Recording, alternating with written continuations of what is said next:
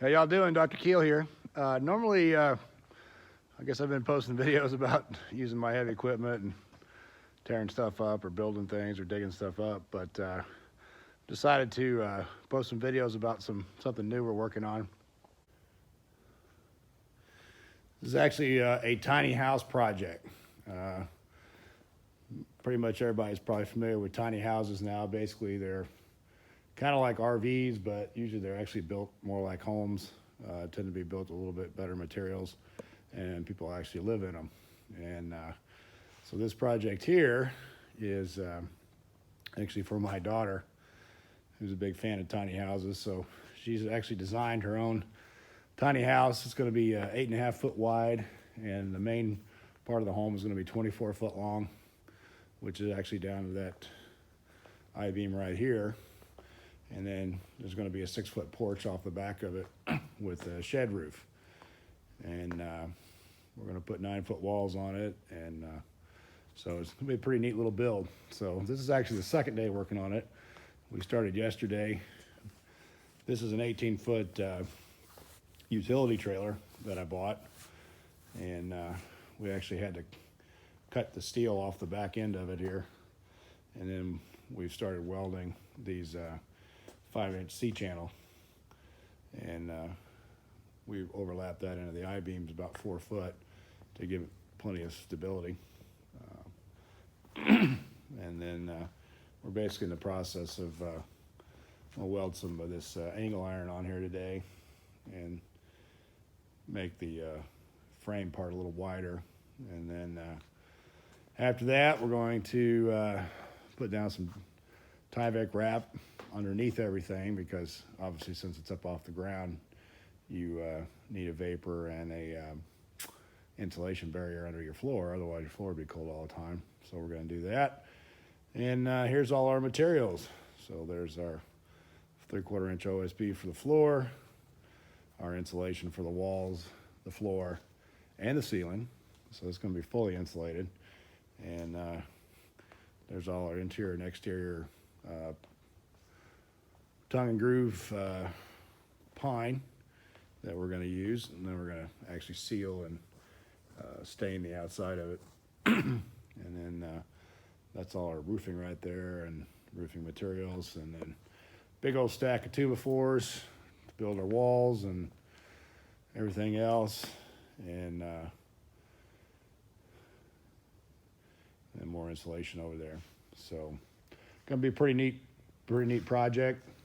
No idea how long it's gonna take me, probably a month, but anyway, I'm going to not bore everyone by posting hours upon hours of videos, watching somebody put screws in boards or welding pieces or whatever, but we'll just kind of do little summaries every day or two, and kind of show the progress of this as it comes along.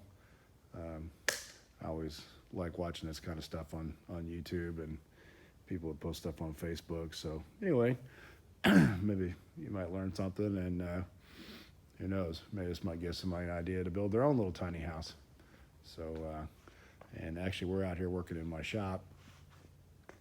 So we can build the support structure, and we'll build all the walls and do all the interior work. And then unfortunately my doors are only 12 foot tall, so we're gonna have to pull it outside when we get ready to actually put the roof on top of it. But that's not a big deal. At least we can keep it inside most of the time and out of the weather and where all the tools are, make it a little easier to work on it. So that's kind of where we're at this point, and I'm gonna get started, and I'll do some updates maybe at the end of the day or tomorrow, depending on how much work I get done today. Okay, it's into day 3 on our tiny house build here, and there's Rachel. That's our tiny house. Say hi, Rachel. Hi. So we finished welding the steel for the base frame. Still got a little bit of weld on the end there, and so that's going to be where the covered porch is. We've got the floor jacks on, and welded all the steel in the middle. And then as you can see, we've got the floor put together, and we had to box out around where the wheels are right there, so that's why that looks a little bit different. We put one extra board there in the middle and then boxed around them so that we wouldn't have to worry about the wheels hitting anything if we ever need to drive the thing somewhere. But there's our floor, and got our Tyvek under it, and then so the next step is to put the insulation in it and then start putting the sheathing on it, and at that point we'll be able to build walls. So coming right along.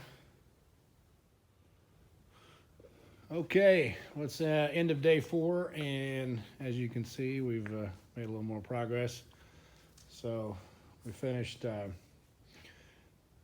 anchoring the subframe to the trailer steel, welded a couple of brackets, and then attached those to the 2x4s, and then we insulated with R13 insulation underneath the floor, and then the Tyvek, of course, is underneath that, so that's creating a vapor barrier to keep junk from getting up on that insulation.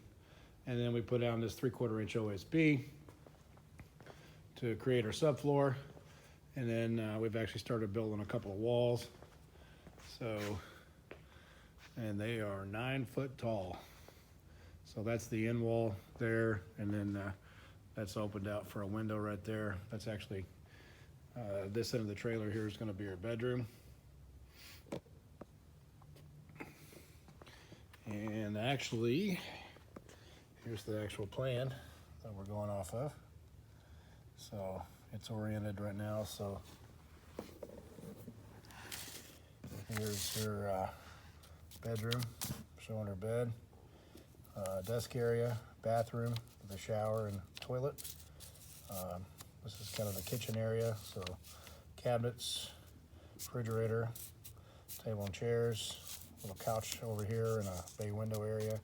Here's the front door, and then here's that 6-foot deck that's covered, and then the steps, of course, coming off. So that's the idea.